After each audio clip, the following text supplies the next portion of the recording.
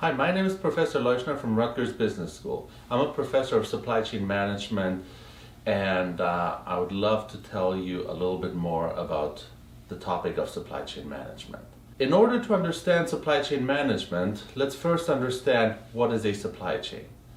Then we can talk about how to manage the supply chain, and I'll finish up by telling you what supply chain management really means for you possibly.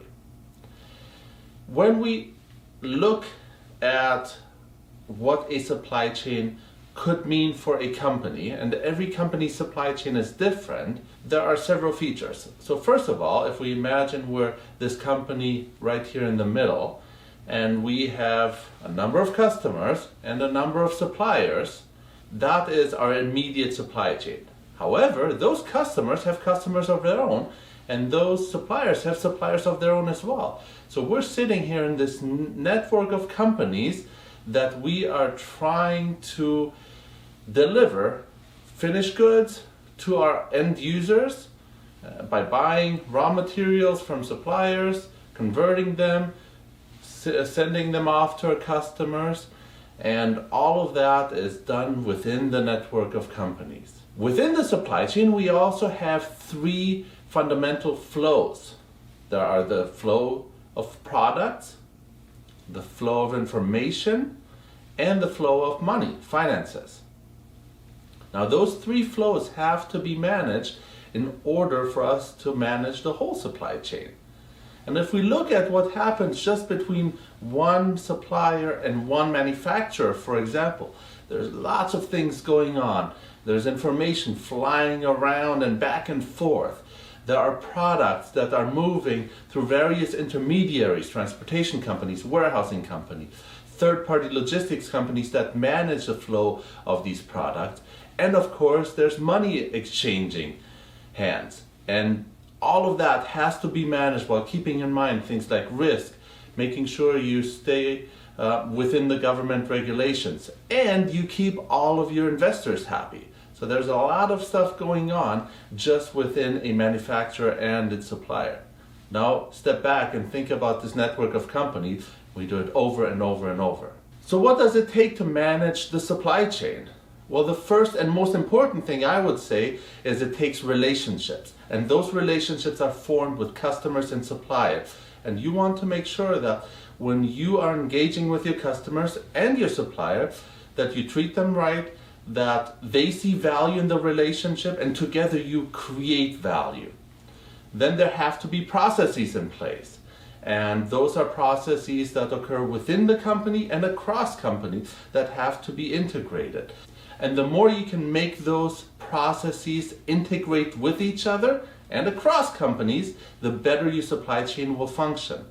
And lastly is performance. How do you measure performance? You measure performance by the value created. How much value can we create with the supply chain? And value can be measured in various ways, but ultimately it also has to do with profit, because that's what every company is in business for. The tricky thing about supply chain management is that it's very difficult to balance. It's like balancing lots of stacks of books on your head. And you have some levers, and the one lever has to do with how you manage demand, and the other lever has to do with how you manage supply. And you manage demand by inventory, and you manage supply with your operations.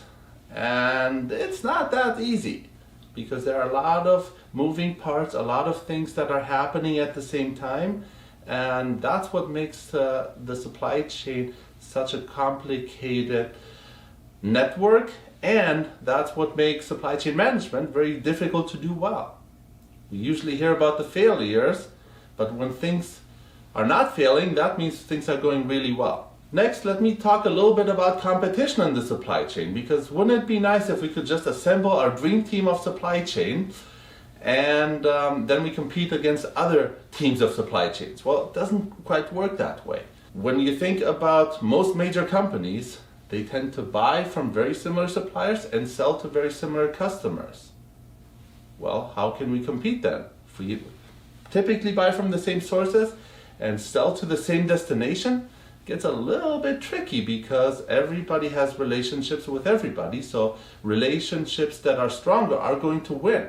Internally, when we think about what supply chain management is often thought of, a lot of people think of global procurement and supply management, production and operations management, and logistics and customer service as those three main pillars that hold up supply chain management.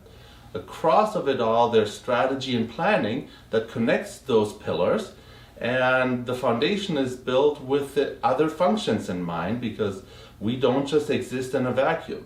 And it really takes everybody in the organization to manage this network of companies that we call the supply chain. And that is why it's so difficult to do well, because there are a lot of things happening and a lot of people who have different objectives have to come together and create one cohesive unit. Now, why supply chain management?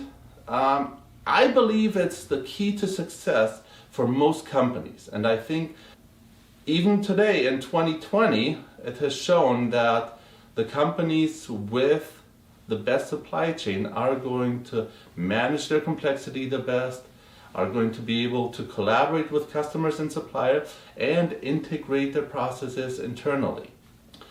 What does this mean for you? Well, supply chain management prepares you for many possible career options.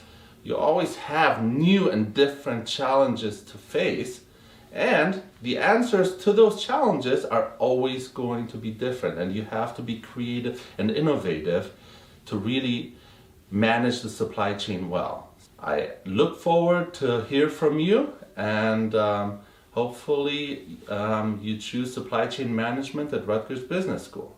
Thank you so much.